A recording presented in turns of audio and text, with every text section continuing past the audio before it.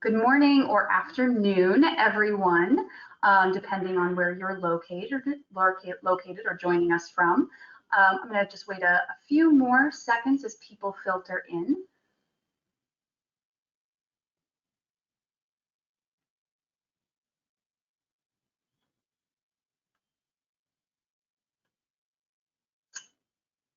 Okay, I think we can get started here. Thank you all for joining today for this webinar, Creativity and Culture, Drive Equitable Brownfield Redevelopment. My name is Claire Weston. I'm going to be driving this webinar. Before we get started introducing our really fabulous panel of speakers today, I do want to make sure you know who we are. We are the Center for Creative Land Recycling. We promote the sustainable, equitable, and responsible use of underutilized and environmentally impacted properties. We do this by educating, advocating, and convening stakeholders to revitalize communities through land recycling. It is important to note that we are also the US EPA's Technical Assistance to Brownfields provider, or TAB provider, for 8 states and numerous territories around the country. You can contact us with questions at info@. So what exactly do we do for communities? So we provide one-on-one technical assistance. We conduct national webinars like this one. We host workshops and conferences throughout the states that we service, and we disseminate newsletters and online resources to land reuse practitioners. Importantly, we also help you with grant funding, making sure that you get grant award opportunities, as well as assisting in the grant application process. So we can help you get started in your land reuse project, we can help you stay on track, and we can help you get the job done. I do want to make sure I send out a special thank you to the APA New York State Upstate Chapter. This webinar is AICP accredited, so planners who complete this webinar can receive 1.5 certification maintenance credits. AICP members should report the credits the same way that they would for a live event through their APA CM log. Please do indicate in the post-broadcast survey if you are a certified planner seeking CM credit. Oops. I'm afraid I accidentally clicked the link. There we go. All right, just a little bit of housekeeping here. So this webinar does have visuals. Speakers will present for about 60 minutes and then engage in some structured discussion followed by listener questions in the time that is left. You will receive a recording of this webinar. So it is being recorded. That recording will come to you one day after the webinar concludes. The webinar, as well as supporting materials, will also be available on our resources page under past webinars. We really do appreciate your feedback. It allows us to deliver high quality content to practitioners like yourselves. So we do appreciate your feedback. Please respond to the survey following the webinar. To ask a question, I'm sure you'll have many, type in the lower box of your dashboard. Several handouts have also been included in the dashboard, including the full slide deck, technical difficulties troubleshooting guide, and topic relevant materials. Should we encounter any technical difficulties? I don't imagine we will, but watch your chat. Take a look at the technical difficulties document in your handouts, and in the unlikely event that we are unable to continue with the broadcast, just watch your email for further instructions. Okay, it is at this point that I am going to hand it off to my colleague Margot Lederer, our senior Brownfields consultant, who will introduce our speaker.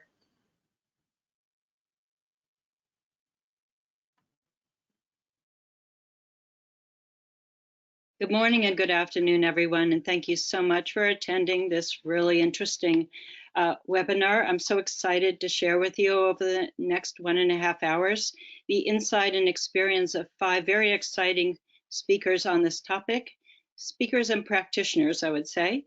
It's very meaningful for me because back in 1992, I was a UCLA World Arts and Culture major. And of course, in that time, we had the experience of the Rodney King riots in the LA Rebellion, the LA Uprising, which shook up divisions between geographically defined neighborhoods, economies, challenging social and economic class assumptions, and it drove me into community development. So I'm very pleased to present this topic. The creative expression and respect of all culture are of utmost importance in healing our divisions. And today, in this seminar, we're talking about tangible ways to integrate culture and creativity within and with disadvantaged and diverse communities. There's nowhere better to start with than to integrate and revitalize our brownfields, which are properties that have either the perception of or the real presence of contaminants and legacies of past environmental justice. So without speaking a lot of technical detail on brownfields, we have plenty of information on our website. All of the projects and speakers we're having today have great experience in this topic, and this is what really constitutes redeveloping all of our cities, small and large urban centers today. We will have some poll questions later, which will hint at some ways that culture and creativity are diversely manifested in our built environment. But these terms are not easy to define. Is culture mirrored by a shared history, a generational upbringing, ethnic or racial orientation, by gender, by shared language, or is it a common passion for creative products expressed through either fine or crafted art, performing arts, or spoken and written word?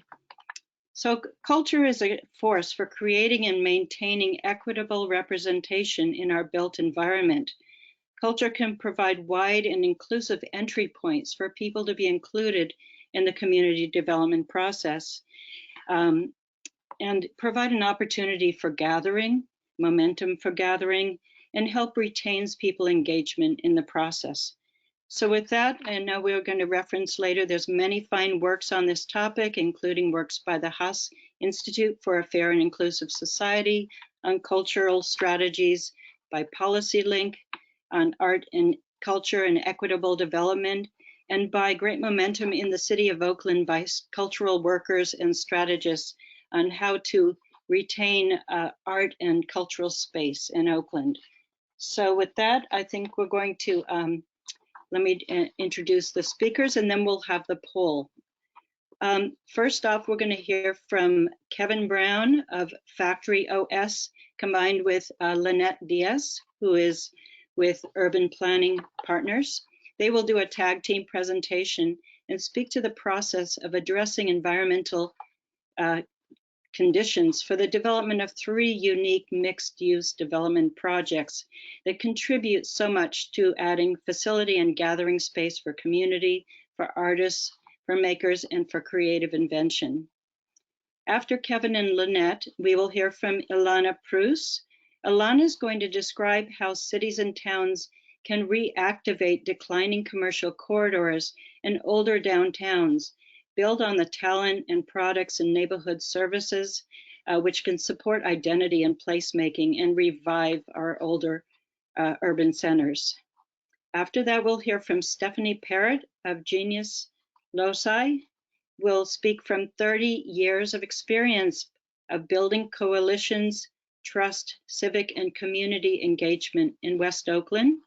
And finally, we're going to hear from Regina Davis, who is a partner with the Strategic Urban Development Alliance, SUDA, as it's known. She's going to complete our speaker presentations with a remarkable story of the holistic process SUDA is undertaking of developing and driving large-scale development projects within communities of the SF Bay Area, including transit-oriented development, integrating the history and legacy of longtime community organizers, and infusing planning processes with a very rich and cultural diverse history of Oakland. Thank you, and I believe now that Claire will institute the polls, a quick poll, so we can get you engaged with the speakers. Thank you. Thanks, Margot. All right, so I'm going to be launching some polls here. Select our first poll. Okay, so this first one is, do you work in, it's a population question, do you work in a metro urban area with a population greater than 100,000? a medium-sized city between 50 and 99,000, or a small city population 10,000 to 50,000, or a rural community. Okay, I see the questions or the responses are rolling in. Going to give that just another moment here. Okay, I'm going to go ahead and close this poll and share the results. Okay, so many of you are from, over 50% are from large cities. That's really good to know. And then we've got about an even distribution for the rest of the answers. Okay, next one. So this next one is how you define culture. This is a really difficult question. You can check more than one, that's important. So it's not just a one answer. You can check a couple. I define culture as race/ethnicity, fine arts/architecture or aspects of performing arts, design and architecture, graphic arts and commercial illustration, shared history of a neighborhood, community, or tribe, or other. Okay, so we've got lots of answers rolling in. And that other, you can submit your answer into the question box. We'd love to hear from you. Our speakers can certainly elaborate on some of the suggestions you give. Okay, I'm gonna go ahead and close this poll now. And okay, so the majority of you, or almost all of you who responded, did say shared history of a neighborhood, community, or tribe. And many of you said these other options as well. Okay, great. And all right, this next one. What top 2 settings do you believe are the most effective settings to integrate creativity and reflect local culture? Number 1. Wellness, urban gardens, and open space, arts, performance, and display space, community gathering space, education facilities / workshop / classroom space, or local entrepreneurial business. Okay, so the results are rolling in. Now I'm just noticing, I apologize, I said the top 2, but I feel like you can only select one. So just pick your top one. Sorry about that. Okay. All right, I'm gonna go ahead and close this poll now. Share. Okay, so most of you, about 30%, a little over 30%, said community gathering space.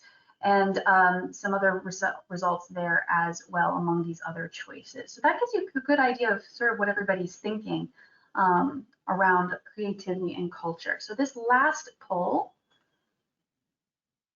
simple one, very straightforward. Are you involved with or aware of brownfields in your community which have potential for mixed use or non-residential development? Yes, no, or unsure of what a brownfield is? Wow, okay, I can tell you right now, lots of yeses. Okay. All right, I'm gonna go ahead and close this poll now. All right, vast majority of you said yes, 86% versus 12% who said no, and a small number of you said unsure of what a brownfield is. We will articulate that throughout the presentation. Okay, that is the end of the polls, and I will hand it back to Marco. Actually, I believe we are starting with our first panelist, actually. All right, so we're going to begin with Kevin and Lynette.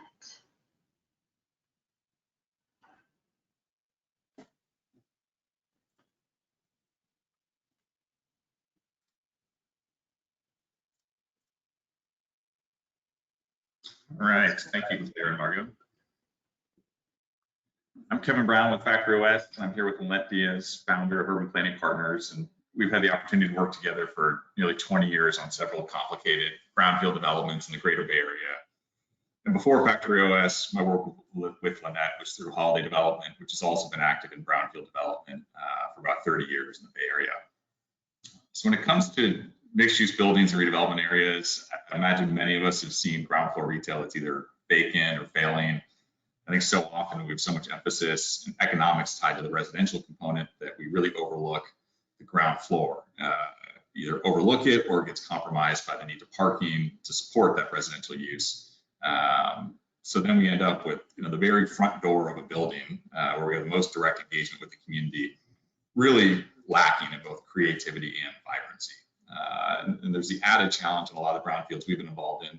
We're in these transitioning neighborhoods where, as you're starting to emerge into work and emerge into transitioning areas where you want active street frontages, but there's not the demand there yet for traditional retail, and thinking about how you create the infrastructure to let that building and that community evolve as it continues to emerge and transition.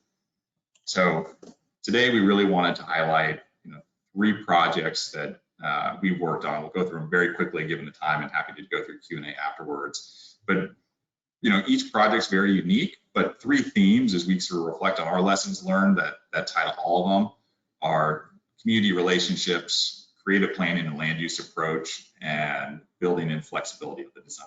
And I'd say unspoken principle that underpins all of them is this need to make sure that what we're doing is economically sustainable, both at a building level and then a user level. Otherwise, nobody will be successful, and none of the lessons learned will really be replicable in the future. So the first project we wanted to jump into was the Truckee Rail Yard. This is a great project that, for anybody who's not familiar with the Truckee region, it's a 37-acre master plan, just a short drive to Tahoe, Lake Tahoe. So it's really the gateway to the Tahoe region. This property is located immediately adjacent to the historic downtown, and it's flat. It's primed to extend a downtown that's missing some key uses. Also extremely complicated when lacks infrastructure, had active rail operations, environmental remediation that need to be dealt with, of which C-Clear was actually a very early and active partner to help us secure some state funding to remedy. And for us, this also hit a point where just when it was getting ready to start was when California eliminated redevelopment agencies, and everything financially for how this project was envisioned got kind of thrown out the window. Thanks, Kevin. I'm Lynette Diaz. I'm president of Urban Planning Partners, and I've worked a lot with Holiday and Factory OS over the last 15 years, and we've had a lot of fun together, and we've found a lot of creative solutions to really further and achieve the community visions that they worked so hard to identify and develop, that always had a creativity and culture element to them. And the first project I worked on with them was the Truckee Rail Yard. And we developed a large-scale mixed-use master plan, and there was a lot of challenges that went along with that. It was a complicated 10-year process, lots of public-private partnerships, lots of working with Union Pacific and Railroad and the town and the community. We had over 100 community meetings. Before I go into the community engagement, I do want to just hit a little bit on some of the details of the project. And as Kevin mentioned, the redevelopment going away presented a whole bunch of challenges. We had to redesign the plan and look for creative financing. And the project was awarded an Affordable Housing and Sustainability Communities Grant and Infrastructure Infill grant. And ultimately, the plan was developed to bring a lot more to downtown, almost doubling the size of downtown and bringing a lot more residential downtown. Next slide, Kevin. So yeah, we had over 100 community meetings. It was really important to the developer coming in. They were a Bay Area-based development team, and we didn't want to come into Truckee with our vision of what Truckee should be. We really wanted to work with the community on identifying a vision that worked for them and that would integrate with the existing downtown. paying, close attention to that. So from the very beginning, it was a very community-driven process, and that continued to the very end, and it actually continues today as the project is being built out. Next slide, please. I touched on a couple of these things, but really central to creating the successful master plan, we really focused on looking at Truckee's entire downtown, including the circulation block pattern, which was pretty unique in downtown Truckee. Downtown, those of you that know it, is a one-sided downtown. It's immediately adjacent to the UP Railroad. So that creates some challenges in and of itself. And then the block pattern was very unique. There's large linear parcels and just a lot of different shaped things. So we paid attention to that and just to how the circulation and how we could integrate and knit the extension of the downtown being here and the extension being here, into and make it successful, but not detrimental or take away from the existing downtown.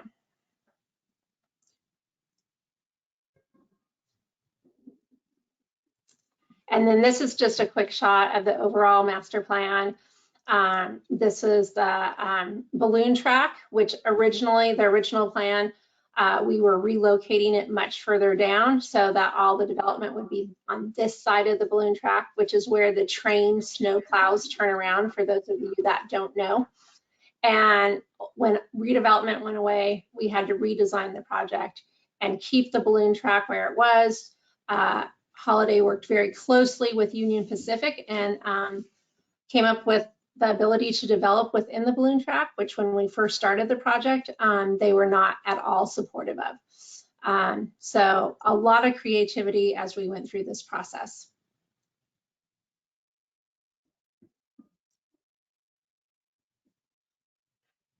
So some of the details of the specific plan.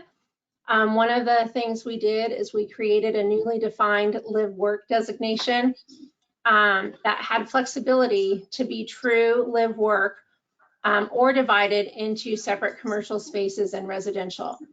This was super important to us because we wanted the development to be able to evolve over time, and we knew it would take years to implement. And the demands, market demands would change and eventually hopefully support work and creativity and retail on the ground floor. But we knew initially that might be hard to do. So we really worked diligently with the town to develop this live work designation. We also, one of the biggest challenges, as Kevin mentioned, came up with a creative parking district, utilizing the UP right away and allowing residential in there.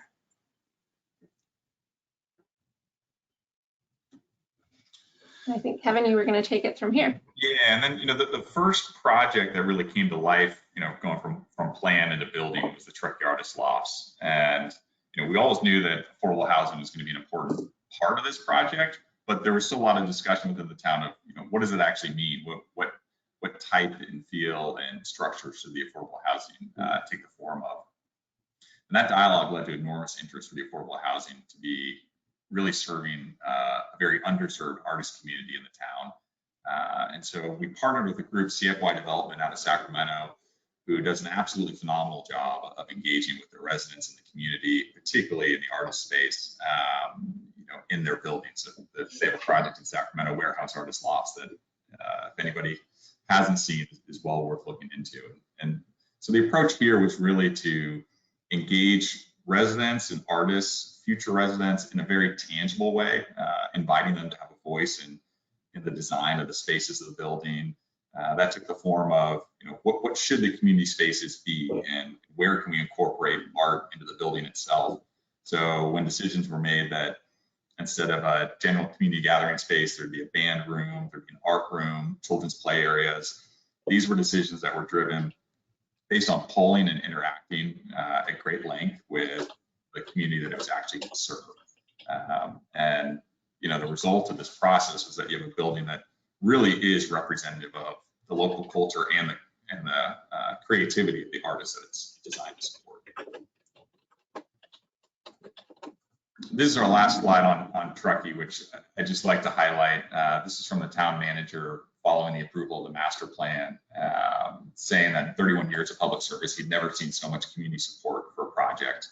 And if you think about it, this is a project that's doubling the size of a downtown. So that's something that is of a scale and a type that has all the makings of something that can be divisive, that can drive a lot of concern about change. And instead, it received unanimous approval with tremendous community support. And so it's a real credit to the power of that process, which is a lot of time, it's a lot of energy and investment. But you know, the end result is having something that truly is community driven and community supported. The next project we wanted to highlight quickly was the Phoenix. This is a project in Oakland, in West Oakland, that is a 4.7 acre brownfield, formerly owned by Caltrans and operated for many years as the Phoenix Ironworks. This is a very interesting site. If you just look at some of the surrounding uses, you have a lot of two-story Victorians, circus studio, trapeze art studio, auto parts warehouse, very active freeway with 880, skate parks. So it's hard to find a much more eclectic mix of uses surrounding it on all sides. And so it creates a lot of interesting opportunity and challenge when you think about, you know, how do you bring the site back to life, you know, and really think about the neighborhood context. And this is another one that, you know, was heavy concerns on environmental contamination that were holding it back for many years. This will also just highlight, you know, the Phoenix Ironworks. This is what was here once upon a time. It was a vacant site by the time we got to it, but great history as a building of doing all sorts of metal work. If you look closely in Oakland and Bay Area, you'll still see manholes that say Phoenix Ironworks on it. At their heyday, they were pouring 120,000 pounds of metal per day. And when they went out of business, there was a whole artist community that started to make use of the space. So very rich history, not just in the neighborhood, but on this site specifically. And I'll turn it over to Lynette, who can speak to, you know, very complicated zoning that had to be looked at and reworked to be able to make this site come back to life. Thanks, Kevin. And I'm going to go through this pretty fast because I know we're short on our time. So one of the first challenges was to identify strategies on how to work with the site's zoning, which you can see here, housing was permitted on the southern portion of it, and housing was prohibited, and only industrial uses were allowed on the northern portion of it. We decided not to take it on face value and really just maximize the use of flexibility provisions that were already in the zoning code. And we were able to do that and come up with a way creatively working with city staff and looking at the broader objectives of the specific plan and general plan.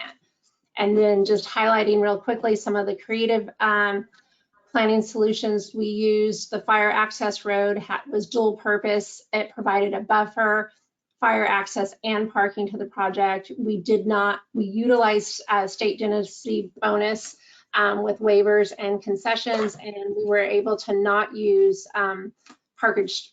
structured parking.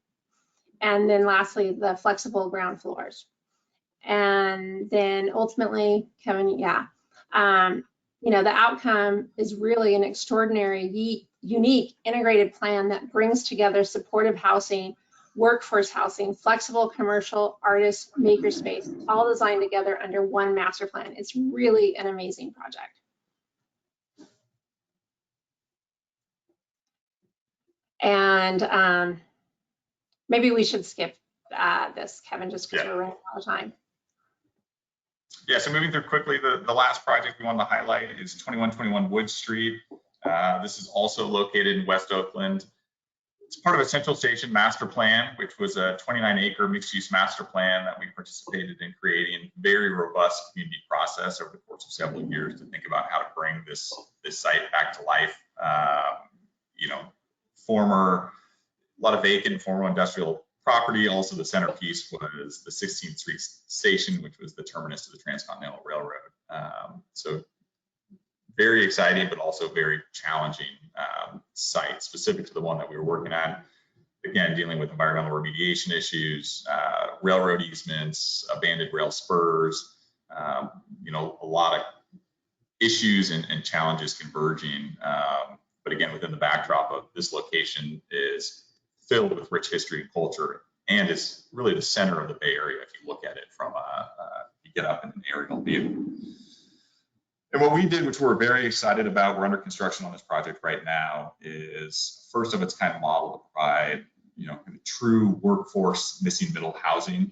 So it's going to be all 235 apartments serving at for households at or below 80% of the area median income, and a very flexible and robust ground floor space to serve a mix of maker space and commercial opportunity that, again, has the ability to really grow and change over time. So, you know, parking was really a key piece to how we rethought about this building. We're up adjacent to, you know, 2 elevated Caltrans roadways with underutilized property underneath. And so we looked at first approval process and the design that actually was approved, where you can see in the sort of reddish pink there, a flexible commercial space that was on the shallower side and structured parking behind. And after rolling up our sleeves with Caltrans and being able to find a way to get parking underneath their overpasses, it opened up an opportunity to triple the depth of this maker space, add thousands of feet of community serving amenity space. And the maker space also was able to, you know, front onto both sides of the building and just be very, you know, 17-foot high ceilings designed in a way to be demised in small or large spaces and really be flexible as the building lives and grows and tenants change. And the overall outcome here is, you know, financially a big success for affordable housing because it was able to use industrialized construction and creativity in a capital stack where we're not taxing already taxed and precious affordable housing dollars, being able to build it with, you know, union labor and get quality Class A apartments and do something on a brownfield redevelopment that's, you know, implementing sustainability innovations, reducing construction waste, building much of it off-site to decrease the impacts on the neighborhood and workforce commuting and things like that. So something that we think could be a highly replicable way to look at bringing middle-income housing to our communities. I think with that, we will hand it over to Alana.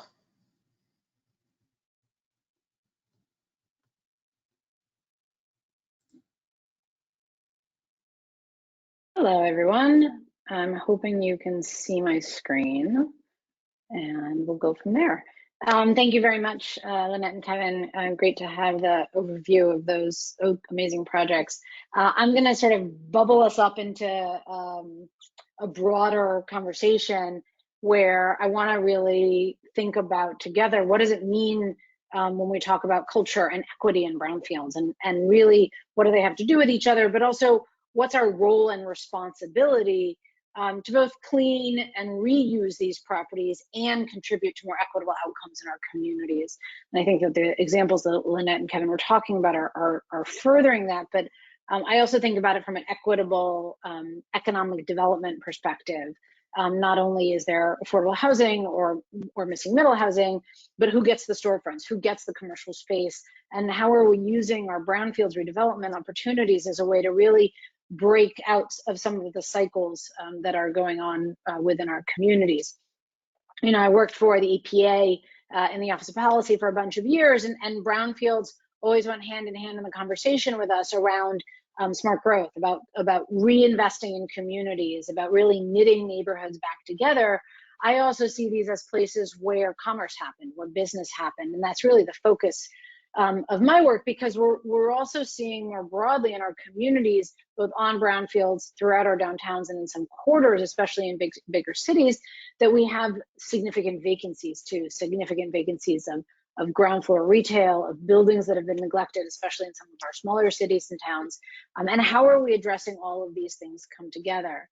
My focus is on small scale manufacturing businesses, and I'm going to tell you a little bit about them today as a way to really showcase a missing piece, give you more food for thought about what else we can do with some of these properties and how we are helping people as a part of that really break out of cycles of poverty, break into build more wealth across race and ethnicity, and really use our brownfields very purposefully to create more equitable outcomes. Small scale manufacturing businesses are any kind of business that creates tangible product. Hot sauce handbags are hardware, artisans to advanced manufacturing. They might be in a storefront or a small industrial space. They could be home-based and doing all the production there. These are businesses, they give us a number of different benefits. They are representative of every different part of our demographics. We have a history and a culture of making things in every different part of our community. And so when we purposefully do the outreach and the intentional work to find these business owners across our demographic diversity, we have an ability to build an inclusive and a more equitable business community and support them.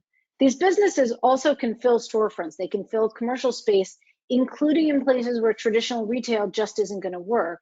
And they can represent and display the wonderfulness of the community because we can find these businesses that are based in the neighborhood as well.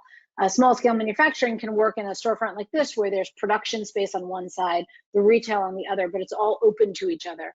They can work in micro retail spaces all the way down to 300 or 400 square feet, or they can be larger spaces where maybe there's a tasting room or a glass where you can see a product being made. But this mix of these uses in our neighborhood are great because these businesses are also selling online. So they're not just dependent on the foot traffic in the community, they're going to be bringing revenue quite literally into that neighborhood as well. They also help increase property value by filling these vacant storefronts. We know that vacant properties have a major impact on property value. So this is a great example. Zeke's Coffee moved into a local Main Street coffee shop up front, coffee roaster in the back. All of their regional distribution for wholesale goes out the back door. And by filling in this storefront and having these multiple sources of revenue, it's attracted other businesses to this corridor as well. And then when our communities are taking care of our local small businesses, then we attract more business owners because I promise you, word gets out when we take good care of our small business owners, other entrepreneurs want to be a part of that community as well. And when I say entrepreneur, I'm going to remind you that entrepreneurs are not just people in tech. These are people who make products, who have service businesses, and they're all really important for us to scale deep impact into our community. And lastly, our small scale manufacturing businesses also give us a reason to gather. And I think one of the really exciting things to me that from the poll up front that you guys talked about was that culture to you is about places to gather. And that's really telling to me because there's a great study that was done years ago by Knight Foundation and Gallup that was called Soul of the Community, if you haven't checked it out before. And it looked at small and mid-sized cities in the South and Midwest and it asked people why did you stay in that community? What's sticky about it? What makes it sticky? And it wasn't economic opportunity. It was three factors: that the place felt inclusive. They felt included in that place. There were places to gather there. And there was some aesthetic beauty, the natural environment, the physical environment. There's some beauty about that place. And that is what's made people feel like they were a part of and wanted to stay in that community over time. And so when we're thinking about brownfields and reuse, we really need to think about those places to gather. And that's sometimes outdoors, like at a community festival like this, where we're very purposefully having vendors that are small product business owners from the community. But that's also our storefronts, where storefronts now are multi-use spaces where people do a wine tasting or a mocktail tasting while you can shop, or they're doing a class and teaching people how to use it, and really thinking about how we are creating these multi-use spaces. So they're all part of a thriving community. And I just want to give you a finer point on who these businesses are so that you can start noticing them in your day-to-day work. And as you talk to people in your brownfields work, also finding out who has home-based businesses like this as well. So our smallest are going to be artisan or maker businesses. These are usually 1 to 5 employees. They use a lot of smaller tools in general. And they're selling hopefully in person and online and maybe even at local festivals. but they definitely have room to grow. Some of these businesses are part-time aspiring to be full-time, and some of them are very full-time. We then have ones that are prototyping to small batch production. So they might be prototyping a widget or a piece of hardware. They might be doing small batch production of also electronic pieces or of watches or of jewelry, but they're making hundreds of something, not tens or dozens of something. And then we have production at scale that can work in brownfields also, because all it needs to do is to fit into the fabric of the design of the building, right? This is this is a building that's actually in the brewery district in Cincinnati called Rheingeist Brewing, and the brewery decided to keep their production in only a small part of this 100,000 square foot or 120,000 square foot building, because they wanted to create that place to gather. And this was a picture from before the pandemic, but really thinking about this craving that everybody had before and still do to come back together, and how our spaces are providing multiple benefits of that. And then places to gather like maker spaces. These are educational spaces where there's classes or programming to help people see how to learn how to use tools, and really figuring out how to be a part of that and teaching people that. But then also looking at shared spaces, shared commercial kitchens, any one of our verticals as well. And so that's what we do with Recast City. We work with communities that want to bring small scale manufacturing into this and really create the strong places. I did write a book about it. It's called Recast Your City. You can, if you don't have the book yet, you can download the first chapter for free at recastyourcity.com. And I'm going to give you 5 really quick things that you can look at. One is investing in local businesses that can earn those revenues now. With a Brownfields project, what are the home-based businesses in the surrounding neighborhoods that are product businesses that you can start to provide training and capital and support for now, so that they can be your future storefront users? What kind of assistance is needed? Is it startup assistance? Is it scaling up assistance? How do you reach those people? Who are the connectors in the neighborhood that have the trust and know the people in the community who might have home-based businesses and the funding that they might need? Who are the local anchors that might be able to buy these products, how they can be part of your project as well? And then what are the policies that need to change? A lot of zoning doesn't have artisan manufacturing as a land use. So allowing that as an allowable land use and adding that all to the commercial and mixed use districts are going to be key. And then really thinking about how to build community pride as part of that, and really being purposeful about anytime we have an event, the vendors at our event can be our local entrepreneurs. And how are we using local events as an incubator to help businesses figure out their product market fit, grow their business and their revenue, and be ready to be part of our built environment in more permanent ways overall. For anybody who's interested in longer term engagement on this, we have a 10-month program where we teach communities how to do all of these different pieces. If you're interested in any of this, like I said, you can get the free chapter of the book, or you can connect with me on LinkedIn. And you have my email address here as well if you have any interest. And now I'm going to hand this over to Stephanie Parrott. Thank you, Alana. That was super exciting to hear your presentation. Okay, good morning and afternoon, everyone. I'm Stephanie Parrott. I am a longtime West Oakland resident, independent real estate broker. When Margot asked me to participate in this webinar, I didn't really think I had much to add.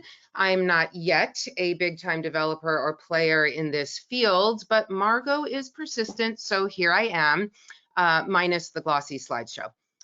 My first foray, a little bit about me, my first foray into activism was on the Community Advisory Committee for the reuse of the former Cypress Freeway, which collapsed in the 1989 earthquake. I moved to Oakland in 1990 and never saw this miserable, brutal Cypress structure, but I lived just a half block from its ruins and figured I ought to get involved. And the community had already done the heavy lifting of rerouting the freeway around the community rather than rebuilding it right through the middle of the neighborhood, which is where it had initially been built.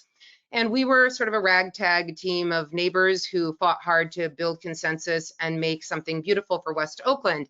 And we actually got it built, which is now our beloved Mandela Parkway, a 1.3-mile stretch of beautiful landscaped boulevard that's really amazing. And this project effectively reconnected the neighborhood that had been so carelessly bifurcated by the freeway. And I hope Mandela Parkway can sort of serve as inspiration in that national movement to remove freeways and reimagine what they can be for our communities, because they are essentially brownfields.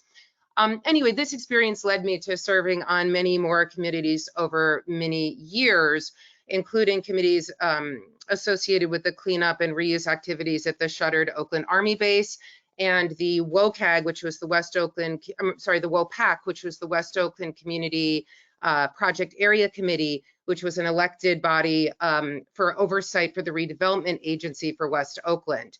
I served as the co-chair for the WOPAC, and we were essentially a clearinghouse reviewing all proposed developments in the neighborhood, both public projects, commercial and residential projects. We reviewed it all. So we had all the big developers bringing their projects to our board, and we tried our darndest to get community benefit out of each of them if they wanted our support.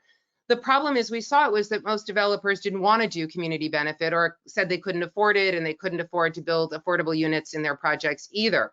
And so in the absence of inclusionary zoning in Oakland that would require developers to include affordable housing in their market rate projects, it was a really tough sell. So ultimately then we get two types of housing. We get affordable low income housing and market rate housing, and really never the two shall meet. So the WOPAC was really offended by this segregation in housing, and also wanted to increase home ownership. We had lots of great plans, and it seemed like just as we were really ramping up and getting traction, Governor Jerry Brown pulled the plug on redevelopment, as our previous speakers mentioned. And just like that, gone was the main funding revenue source for affordable housing and neighborhood serving commercial and job creation. Or I should say actually that gone was the funding source that was community controlled and actually accessible. So the state and federal affordable housing subsidies are really not easy to come by for those who aren't big institutional developers. So that was a real loss for us. Anyway, this experience of reviewing redevelopment projects was really frustrating, mostly because I didn't, and the board didn't usually like the projects that came before us or see them as good for the neighborhood, and because it isn't really fun begging others, outsiders, to do to ask them to do what's best for your neighborhood. And so I couldn't shake that discomfort of having to beg for what the community needs. And I could go on and on about the history of racism and housing policy, et cetera, that's led to segregation and disinvestment in places like West Oakland, but to now have market rate developers profiting so handsomely with the pressures of gentrification and displacement literally decimating the Black community, it's pretty tough. And again, asking others to make that commitment to an equitable path is uncomfortable and often unfruitful. And so this to me is the crux of it all, right? Developers, they usually will say, of course, they need to get the return on investment, period. And almost without exception, they don't live in the neighborhood. Almost by default, their goals don't align with the neighborhood goals. And so developers would bring their projects to the WOPAC after they had spent time and money developing plans that they were already wed to, which of course makes them much less inclined to change their plans to accommodate neighborhood wishes. And so there's this friction and frustration. But when the developer comes early and off into the community, as was described about the Truckee project, they're better poised to meet the community's needs, and the community's needs are considered from the beginning, and throughout the process, they're baked in. And so I know Regina Davis from SUDA has been successful in setting a new standard on this front, and I believe she'll speak some to that next. But for me, I figured there's got to be a better way than sitting on the sidelines and complaining and begging developers to consider those who are customarily shut out of the development process. So I decided that I guess I better become a developer. So the first thing that I did was I went to my first conference, which happened to be in Dallas, or actually they called it a boot camp. And this was run by the Incremental Development Alliance which Alana, I noticed that you are on their board. And that really inspired me to think about small steps as they really advocate for a sort of DIY of community people doing small projects, and over time, many small projects that build the neighborhood that they want, rather than waiting for developers to do it for them, which is exactly up my alley. Then I mortgaged my family's home and bought a vacant lot on Mandela Parkway, which of course is a brownfield. It was a former gas station that was fortunately cleaned up by the state. And now I can see firsthand the challenges of actually breaking ground on a development project, particularly one with community benefit baked in from the start. So when our hosts ask how communities can work with developers to creatively incorporate art and culture into brownfield redevelopment projects, or how we can creatively plan for locally supported reuse options on brownfield sites that will produce culturally appropriate environmental, economic, and social benefits, I sort of think maybe we're asking the wrong question, because I don't even know what that means. Just, you know, in West Oakland, we see things that feel like putting a mural of Black people on your building counts for cultural accountability, or what is the value of including art and culture in a developmental project if the people whose culture is being represented have little else to do with the development. I know that the Black people of West Oakland would surely rather have a physical place in their neighborhood than a mural depicting them that they can come back and visit after they've been displaced. And I don't mean to be so cynical here, as I understand the point of the webinar is to present solutions, but I'm afraid I don't really have solutions within the capitalist framework. I'm a work in progress. I'm trying to figure that out for myself. But when I bought the lot, it was zoned for single family 4 units, even though it's on Mandela Parkway, which is a major corridor 5 blocks from the major transit hub. But I fought for zoning changes and prevailed, increasing the density to allow for 10 units and ground floor commercial. And this is important for so many reasons, because it allows development to put distance between the formerly contaminated soil and the residences, but also activates the parkway with ground floor commercial. And for me, and Alana, you touched on this, it's always the question of for whom, right? Who gets to live there? Who gets to open businesses there? Whom do those businesses serve? We have a development in West Oakland built by one of the largest affordable housing developers in the region. They told the WOPAC they did not need the commercial, ground floor commercial, to pencil out their project, which developers will often say. But what have they done but left these commercial spaces vacant for over 15 years on the major commercial corridor of the neighborhood? So imagine the businesses that could have been incubated in those spaces, and imagine the lost opportunity.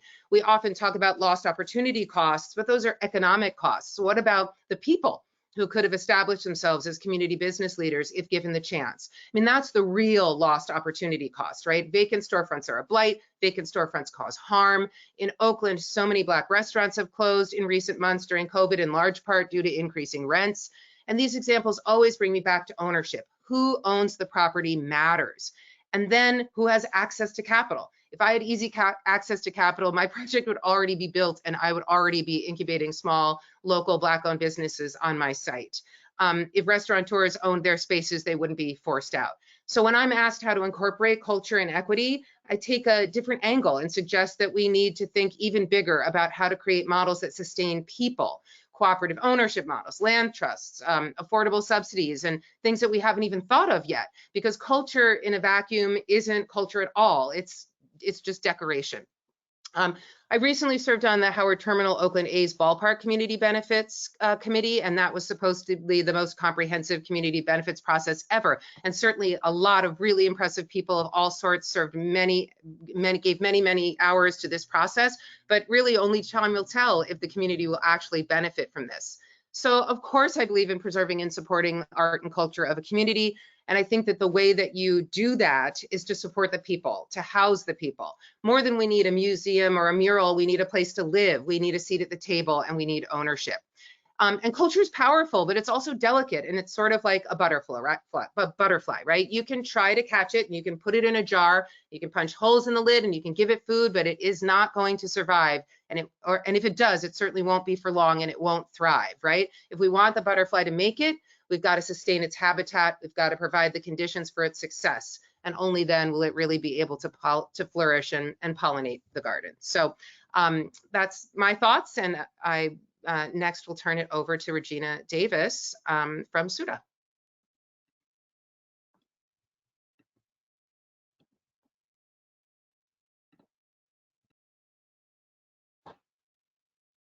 Wow. Thank you so much, Stephanie. Disclaimer, Stephanie Parrott is my neighbor and broker for a couple of decades. My name is Regina Davis, and I'm very happy to be here today talking to folks that I have worked with in some cases in the past, like Lynette, on projects. Today, I'm here representing Strategic Urban Development Alliance, which is what SUDA stands for. And the gentleman in the picture is my CEO, Alan Jones. And we really look for projects similar to ones that have been described today, or potential for really creating an upside in a place that's been very challenging to develop. We look for finance strategies where we can take public land and public finance and create something that clearly wasn't possible. And in this case, I'm going to present Mandela Station, which is on an active BART station. So next slide.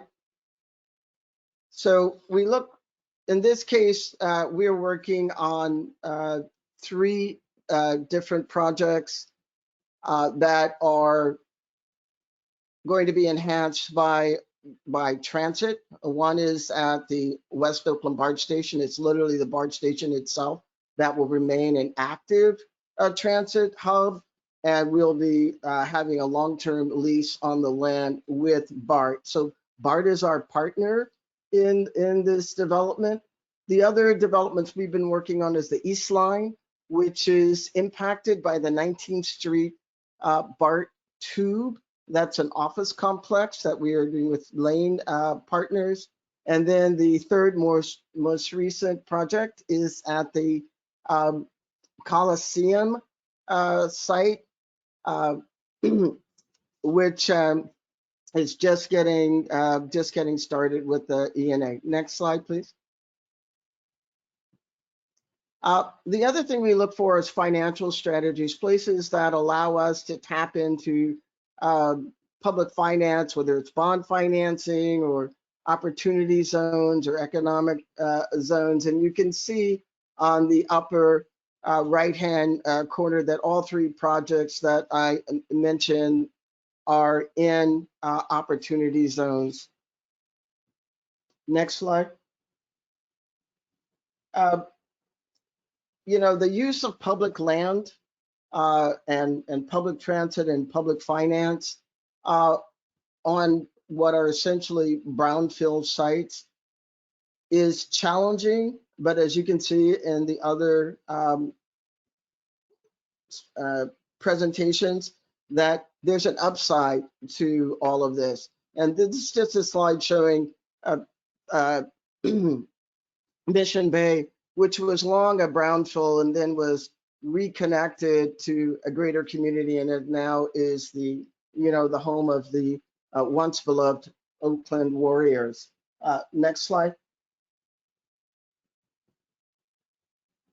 So besides public finance, public land, public transit, there's also public participation.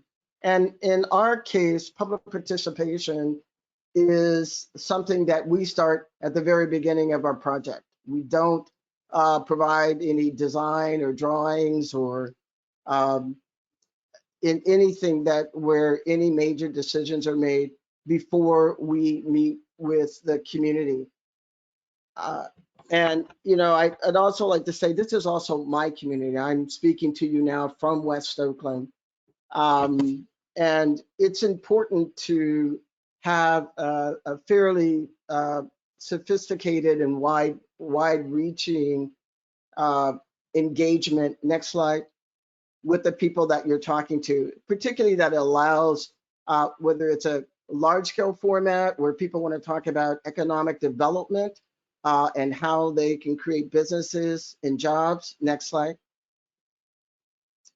or whether it's about topics where people want to talk about transit-oriented development and how transit, which has had such a negative impact on so many communities of color, can be transformed in becoming a center for that community.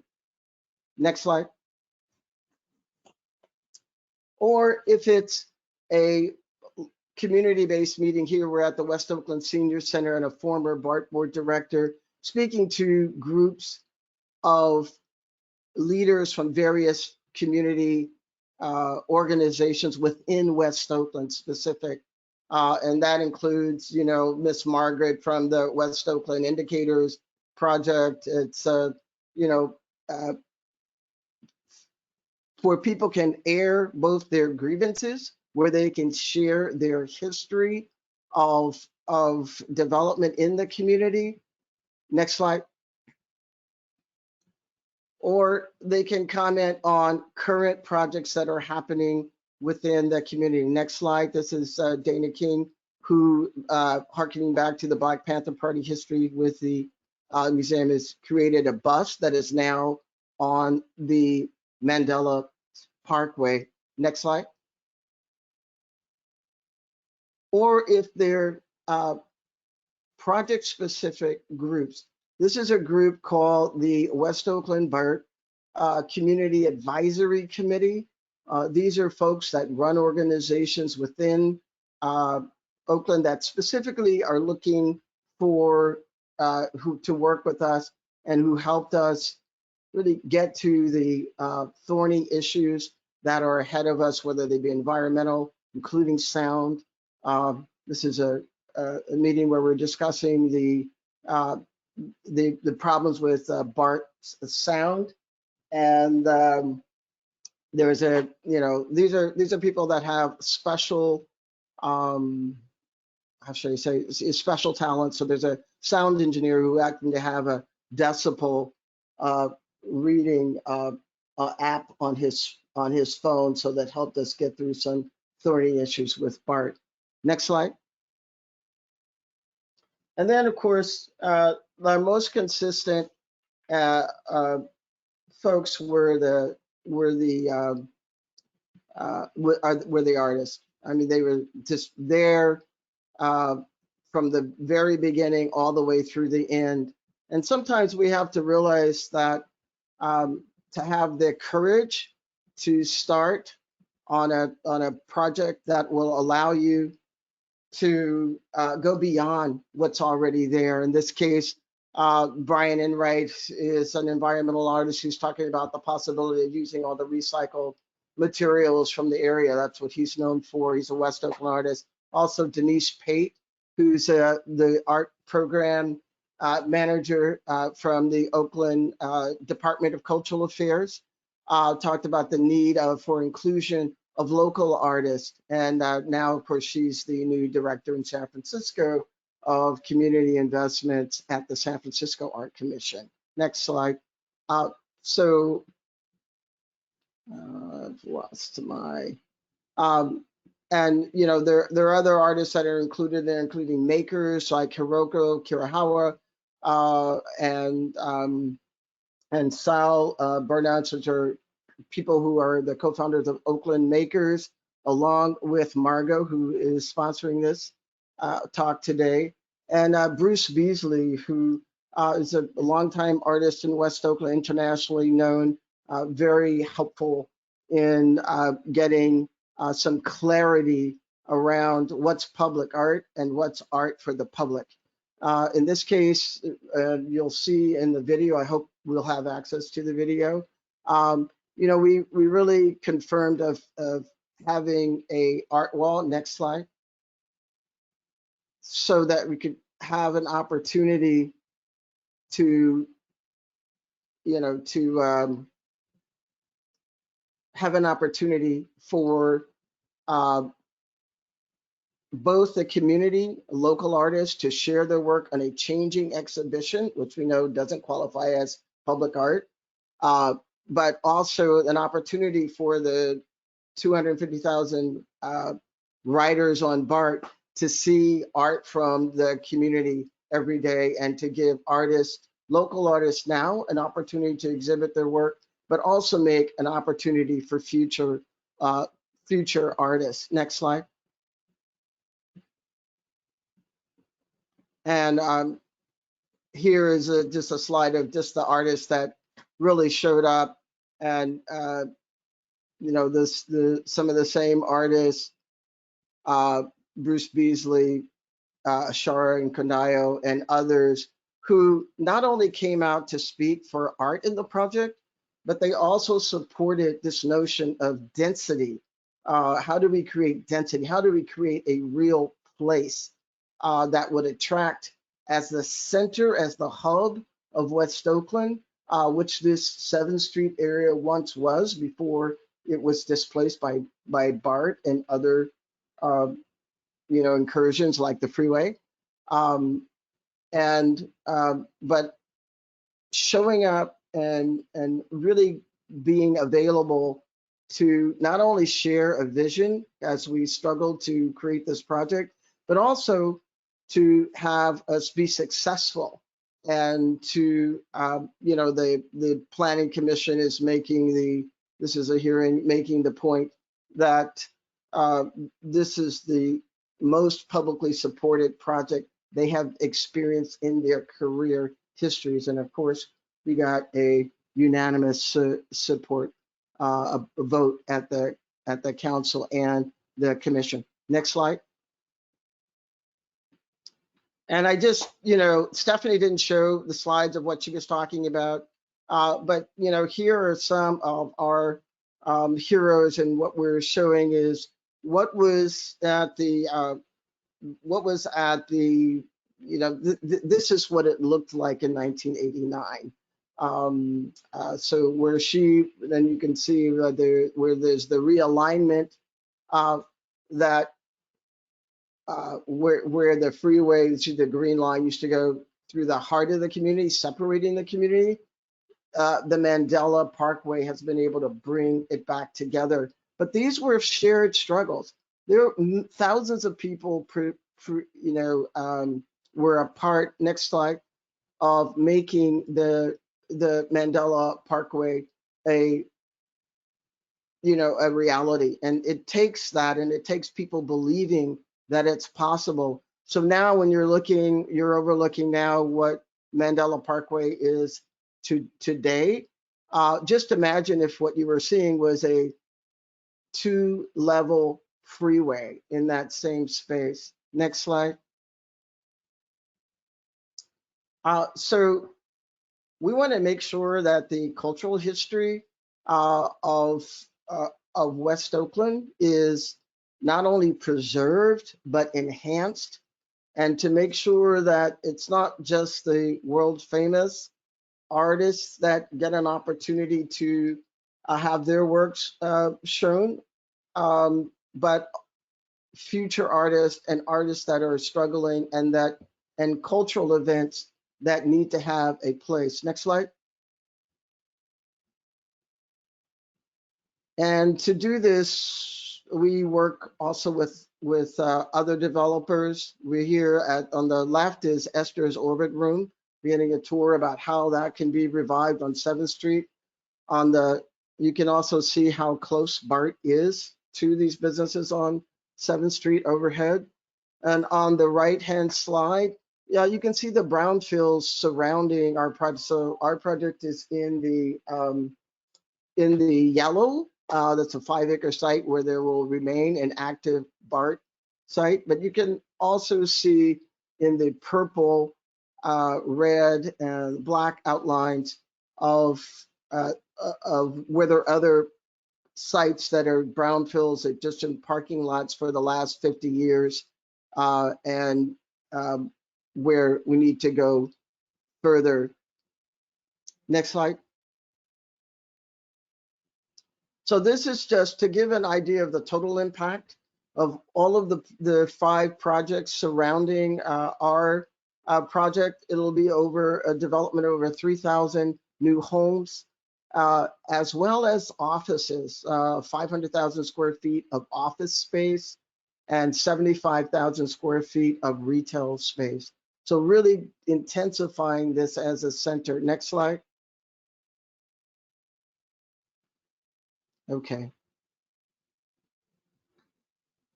Okay, I guess we don't have the, do we have the video or not? Yeah, I'll jump in here. So due to some technical things, we're going to do two things. So Devin's going to share a couple SUDA videos in the chat, so be sure to everyone take a look at those. And I'm also going to include the link to the video, the full video that we would have liked to display here in your follow-up email with the recording, okay? So be sure to look out for that. That's going to come to you tomorrow, okay? Sorry to interrupt you, Regina. Go ahead. So I'm just seeing a slide. I'm not seeing a video.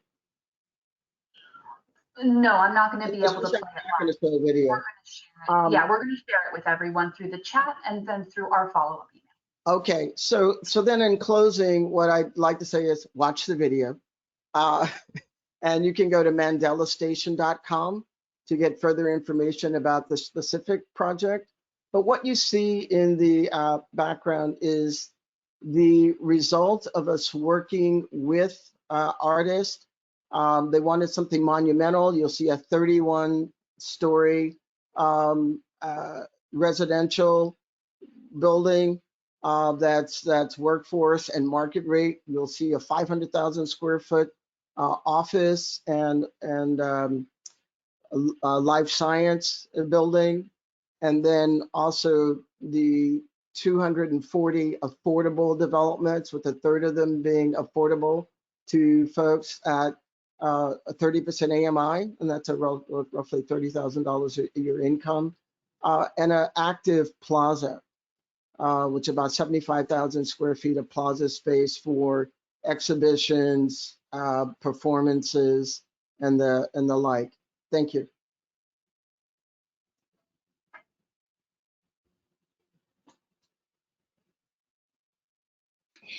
Great, thank you very much, all of our speakers, Regina, Stephanie, Alana, Kevin, and Lynette. And thank you, audience. We do have some questions, and we're going to move into some larger discussion questions as well.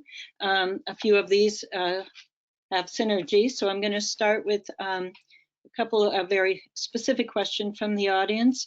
Kevin and Lynette, we're just wondering, there's an audience question about the relationship, if you could be brief, between the Sacramento Artist Loft and the Truckee. Were they actively involved in informing you about, as experts, resident experts? Yeah, this is from the audience. Sure. You know, the connection was really, there was the Warehouse Artist Lofts was a project that was a joint powers project, redevelopment of a warehouse that we were involved in for many years, and ended up partnering with and really handing over most of the control to CFY Development to produce. So we were very close and had a front row seat to the Warehouse Artist Lofts project.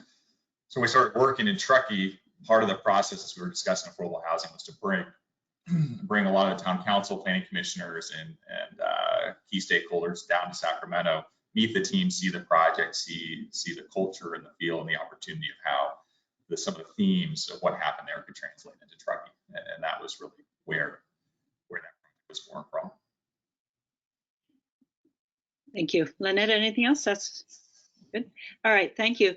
I want to go to another question. We'll keep this a little bit short because we could probably expound on it in some of the discussion. There's a question from the audience about ensuring that the units in West Oakland, which you're referring to as affordable, don't go market rate.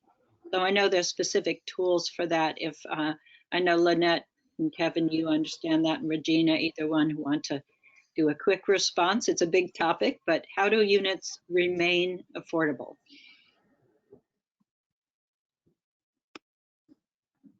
Regina, you want to take the lead on that one? I'm just going to jump in really quickly here. Margot, can you please read the questions word for word? The panelists can't see them, so please read them for word. Thank you. Okay. So the question is, I'll just reword it. How are you going to ensure that the units in West Oakland don't go market rate and the entire area gets bought up by wealth developers in the next 20 years? You know, that's always a big question. There has been a tremendous amount of displacement in West Oakland. It's almost a museum of what not to do, every type of project. However, in the finance of the affordable housing, there are covenants and restrictions based on the financing that you receive that we have to assign for 55 years of affordability. So this, project is on Bart land. It will remain Bart land.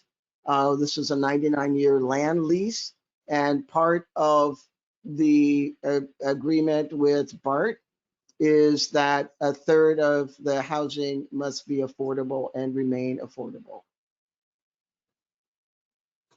And I would say similar. I mean, for the projects that we were describing, regulatory agreements will govern a term of ensuring that. Certainly, we've done other projects in West Oakland that are condominiums where it's first-time home buyers, and once that home buyer has it, it's sort of out of our control. So it is project specific. But for what we're doing right now, the regulatory agreements are really the protective measure. Thank you, Kevin. I'd like to read the next question, and this has a little bit to do with one of our discussion topics, which we are going to go into. The question is, with the loss of redevelopment, are land trust options for communities to bring projects like Stephanie mentions, so the vehicle of the land trust as an option, or can Kevin and Lynette see how this land ownership model can help bring community uses like gathering spaces? So it sort of folds into a discussion of how public-private partnerships work and if land trusts are a good vehicle for sort of getting the balance of arts and community space. And Kevin, anyone who wants to answer that? Kevin, Stephanie? Yeah, I just wanted to bring up a project, Esther's Orbit Room. And Esther's Orbit Room is historically significant, and it was recently purchased by East Bay Permanent Real Estate Cooperative, which is similar to a land trust. And they purchased it because they wanted to make sure that it remained under community use. And so you can go to ebprec.org and find out about that. But it's also a way where community members can invest and be owners in that real estate for as little as $1,000. So this is a model that we'll see be mentioned more and more, just like community land trust. Thank you. I don't know if Lana, you've ever, had any dealings with this in the more private real estate space, or Stephanie, if you want to make any comment about land trusts, if you know that they've been effective. Stephanie, you want to go? I mentioned the land trust, which might have given the impression that I know anything about it. I think, and it's something that I just see as an avenue to explore, and I don't have examples of it being effectively used in West Oakland, but I think we need to be looking at different ways to get people in, because the threat, look, obviously we've got 4 out of 5 Bay Area people here, and so it's important to note how incredibly skewed the whole reality is for us when a single family home in West Oakland, which is all the projects we've been talking about, can now sell well upwards of $1 million, right? Which is completely out of reach for the vast majority of longtime residents. So I wish I could tell you all the wonderful things about it, but I can't. But I can say that I think it's something worthy of exploring as we look at how to get over this, seemingly insurmountable hump of the affordability issue. And I would just add that, California has its own specific challenges. And for folks who are tuning in from other parts of the country, community development corporations are a phenomenal part of the solution, as are land trusts, because, and I think Stephanie hit this really squarely, who owns the land, who owns the property has an enormous impact on the outcome, especially in terms of equitable outcomes for the community.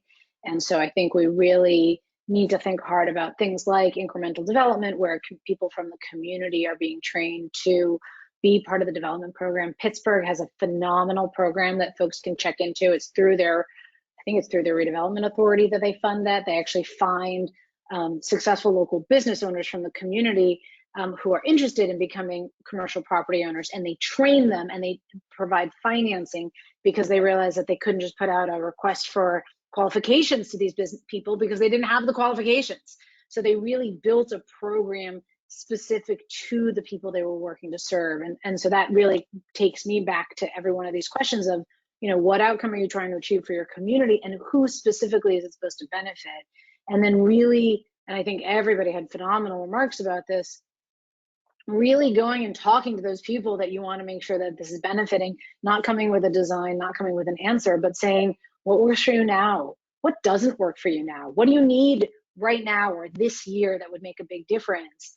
And I really believe we have to work on this combination of not just working on the long-term development plan, but activating the programs and the training and the support right now that's going to set people up for the success when the development does happen. And that can be training to be part of the construction crew. That could be small business training to be able to be ready to be in a storefront, right? But who's deciding those outcomes, who should benefit from it, who owns that property, and what is their commitment to the community are all sort of baseline. Land trusts, I think, are a phenomenal way to get there if you can organize it. They're not the easiest thing in the world to create. Community development corporations, similarly, also not the easiest thing to create, but really important tools as well. Great, thank you very much. I want to jump to a question here that's, I think, a little too big to answer in this discussion, but from the audience, any thoughts on how to redevelopment larger former industrial sites with significant contamination, for example, former IBM sites or Superfunds? So there's from someone in New York. I just want to mention that this is something that is kind of a Center for Creative Land Recycling question, and you're always welcome to go to our website and do the Ask the Expert, and we can answer it better. But I don't know if any of the, it's a very big question for the few minutes we have, how to take on a large site. I know Regina and Kevin and Lynette, you're all dealing with sites. It has taken you quite a long time, and maybe just a brief answer of like, when you're overwhelmed with how deep a big site like a rail yard is, or Fleischmann's Yeast, former, you know, whatever, where do you start to, maybe just describe how you start to sort of investigate, and then again, I defer for the audience to look on our site for the technical answers. I'm going to defer to the developers, but my 2 words for it would be patience and determination. Yeah, I think I would just say, yeah, you just have to start. I mean, you know, you do exactly what we're describing here, which is you start meeting with, you know, key stakeholders involved, and you just dig in. Sometimes the fears of what these sites are different than the reality of it, and you just need to start. I mean, our project in Truckee, we joke, our land use attorney who spent his whole life in Truckee since he was 18 years old, wrote us a 9-page memo when we got the property saying how it would never be redeveloped and all the obstacles that stood between making it a reality. And so there's a lot of voices like that can dissuade you. You just have to roll up your sleeves, build a team like Regina was describing, of people who are really focused on trying to make something happen, and just start chipping away at it. And don't take things on faith. Oops, sorry, Regina, go ahead. Well, I'm just going to say, I mean, I think there's something that's, you know, kind of like the secret sauce, which is patient capital. A lot of times we look to cities and other folks to bring that, but really finding private equity developers and investors who have some sort of stake in seeing the future of these long time stalled areas change. And, you know, it can be anyone. It could be, you know, for us, one of those people was Marshawn Lynch, who grew up a couple of blocks from the site. He was one of the early investors. This is when you don't have anything, you know, when you don't already have, you know, planning approval, but like, how do you get there? These processes of getting this approval are extremely expensive, millions of dollars.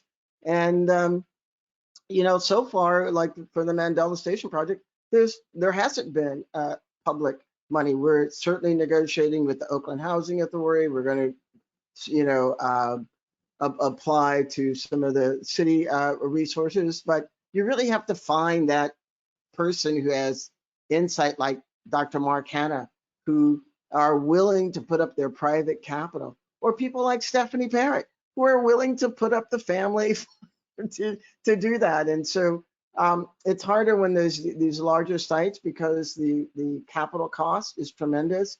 But you know, what I look for in the future is to see foundations and others, you know, banks who are looking for their CRR credits to really put up that pre-development funding and to, you know, to be there in the right spirit.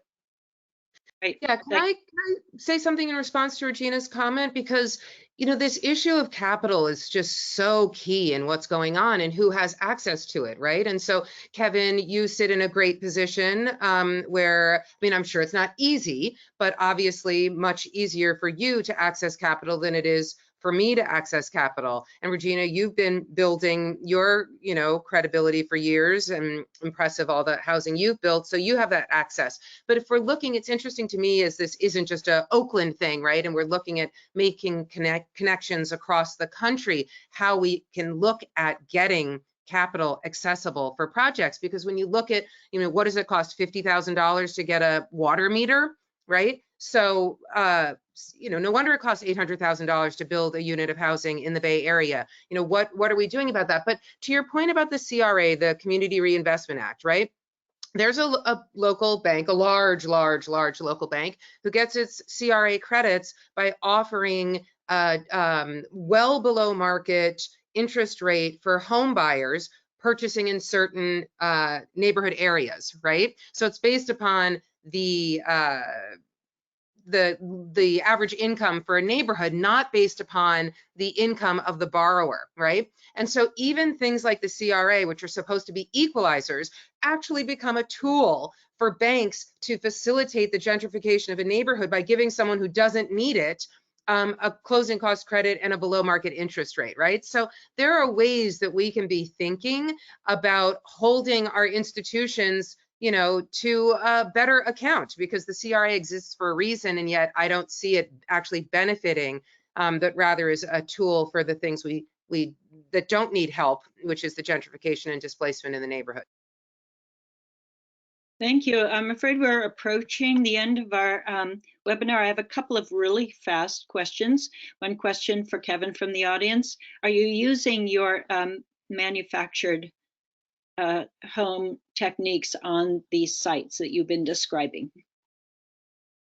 Yeah, it's played a role in all three of the projects. So the Truckee Artist Lofts was built out of the factory. The first phase of the Phoenix is going to be 101 affordable homes and formerly homeless housing, permanent supportive housing units, and 2121 would as well. So it's been a key part of us driving down the cost on these projects, which has allowed us to bring them into reality. Thank you. And there are a few specific questions for you, Alana, but I want to refer everyone to Alana's the website, the one on specific training techniques for entrepreneurs.